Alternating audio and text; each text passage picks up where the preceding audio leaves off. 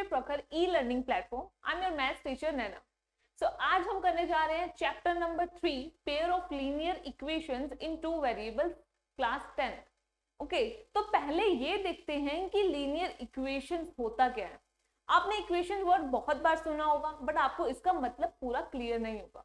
देखो, इक्वेशंस हम क्यों बोलते हैं? जब भी हम किसी भी नंबर या किसी भी टर्म के आगे इक्वल का साइन यूज करते हैं, कोई भी एक्सप्रेशन है हमारे पास, हम उसके साथ इक्वल साइन का यूज करते हैं और इक्वल में कोई और क्वांटिटी रखते हैं। जैसे मैंने यहाँ पे 2 लिख दिया, 2x = 2, तो ये हमारे पास एक इक्वेशन बन गई। अगर मैं सिर्फ यहाँ पर 2x लिख दूं तो ये हमारे पास एक एक्सप्रेशन है। आप इसे इक्वेशन नहीं बोलोगे जब तक हम इक्वालिटी साइन का यूज नहीं करते।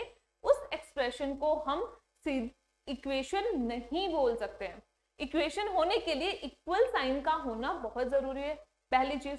अब लीनियर क्या होता है? आपने अपने चैप्टर नंबर 2 पॉलिनोमियल्स में लीनियर पॉलिनोमियल का कॉन्सेप्ट पढ़ा होगा। लीनियर पॉलिनोमियल किसे बोलते थे? जिसकी डिग्री 1 होती थी, जिस पॉलिनोमियल की डिग्री 1 थी, हम उसे लीनियर पॉलिनोमियल बोलते थे।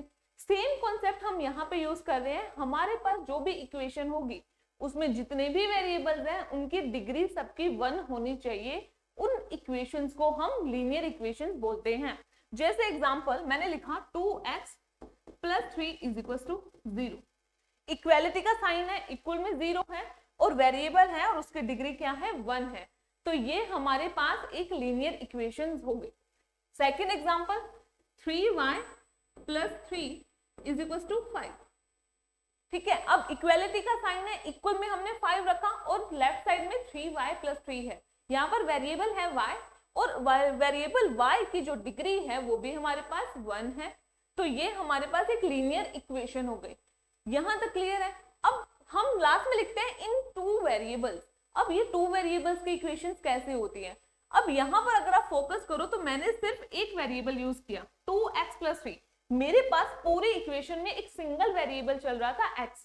अगर मैं सेकेंड एग्जांपल की बात करूं 3y + 3 = 5, तो यहाँ पर हमारे पास इक्वेशन में एक सिंगल वेरिएबल मूव कर रहा था विच इज y।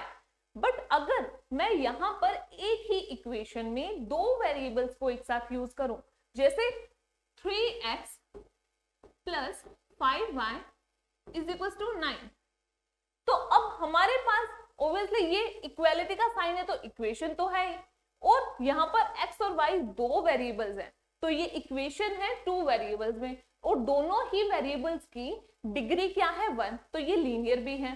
तो लीनियर इक्वेशन इन 2 वेरिएबल्स किसे बोलोगे? जहां पर 2 अननोन क्वांटिटीज होंगी, 2 वेरिएबल्स होंगे आपके पास इक्वेशन में विद डिग्री 1 और इक्वालिटी का साइन होगा, तो हम उस पूरी इक्वेशन को लीनियर इक्वेशंस इन 2 वेरिएबल्स बोलते हैं। अब यहाँ पर स्टार्टिंग में एक वर्ड यूज हुआ है पेयर। हम पेयर क्यों यहाँ पर ले रहे हैं? अब आपको ये चीज अच्छे से ध्यान रखनी चाहिए कि जब हमारे पास एक ही वेरिएबल होता है, हमारे पास एक ही अननोन क्वांटिटी होती है। जैसे मैं इस इक्वेशन की बात करूं, मेरे पास सिर्फ x था, 1 क्वांटिटी थी जिसकी वैल्यू नहीं पता है, एक ही वेरिएबल था। तो यहाँ पर हम एक वेरिएबल में जब भी इक्वेशन दी होती है, सिंगल वेरिएबल की इक्वेशन होती है, तो हम उसे एक सिंगल इक्वेशन के थ्रू इजीली निकाल सकते हैं। हमारे को पेयर की जरूरत नहीं है। बट जब भी हमारे पास 2 अननोन क्वांटिटीज होती हैं, यहाँ पर ना हमें x की वैल्यू पता है ना y की वैल्यू पता है, तो ऐसे केस में जहां पर 2 अननोन वेरिएबल्स हैं, 2 वेरिएबल्स हैं हमारे पास एक ही इक्वेशन में, तो हमें पेयर चाहिए होता है। हम सिंगल इक्वेशन से उस इक्वेशन में x और y जो है उनकी वैल्यूज को नहीं निकाल सकते। 2 अननोन क्वांटिटीज के लिए हमें 2 इक्वेशन की रिक्वायरमेंट होती है।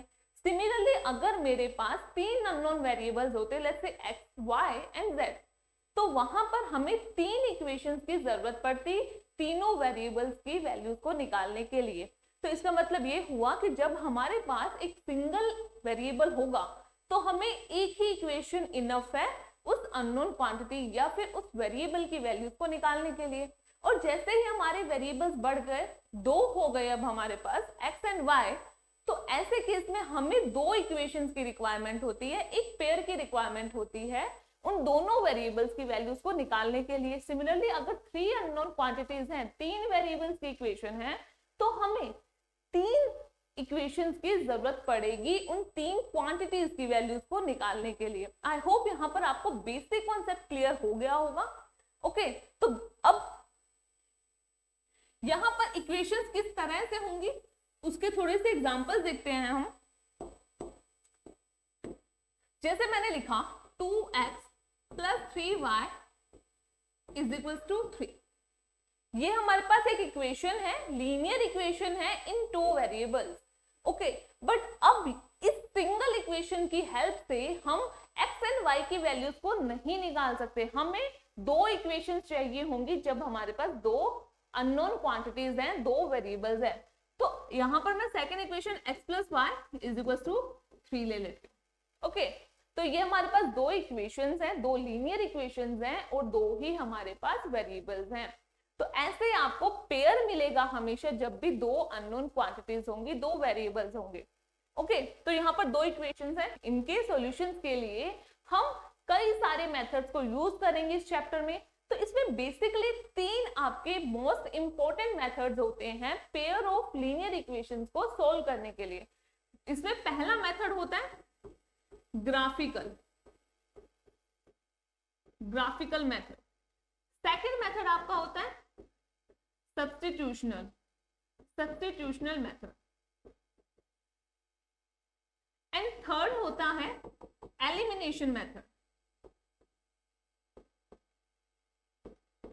हमारे पास बेसिकली तीन मेथड्स होते हैं linear equation, pair of linear equations को सोल्व करने के लिए। First is graphical, second is substitutional method and third is elimination method.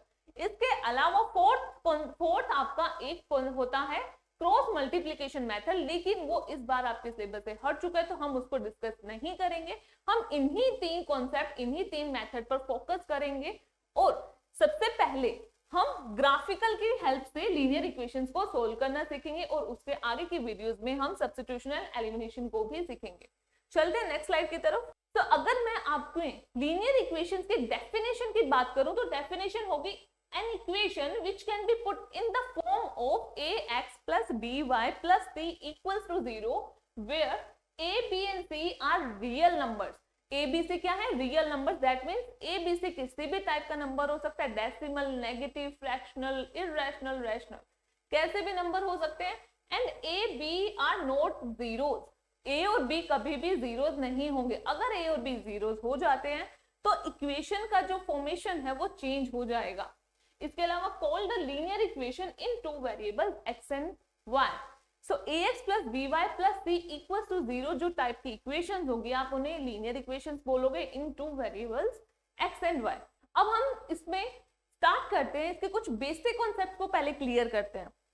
तो जब भी हम ग्राफ सोल्व कर रहे हैं तो याद रखते हैं आपको कि ग्राफ हमेशा एक सिंगल ग्राफ पर या सिंगल ग्राफ पेपर पर ही बनाओगे। दो इक्वेशंस होंगी, दोनों इक्वेशंस के ग्राफ को एक ही ग्राफ पर आपको प्लॉट करना है। जैसे या तो आपके पास कुछ ऐसा ग्राफ बनेगा, दो लाइंस होंगी, दोनों किसी एक पॉइंट पर इंटरसेक्ट कर रही होंगी। दोनों लाइंस पैरेलल भी हो सकती हैं। ग्राफ जब आप बनाओगे तो दोनों लाइंस हो सकते हैं कि वो पैरेलल मूव कर रही हो, कहीं पे भी इंटरसेक्ट ना करे, या फिर कोइंसिडेंट लाइन हो सकती है, मीन दोनों ही लाइन एक दूसरे के ऊपर लाई कर रही होंगी। तो ये तीन केस पॉसिबल होते हैं जब आप लीनियर इक्वेशंस को ग्राफिकल मेथड से सोल्व करते हैं।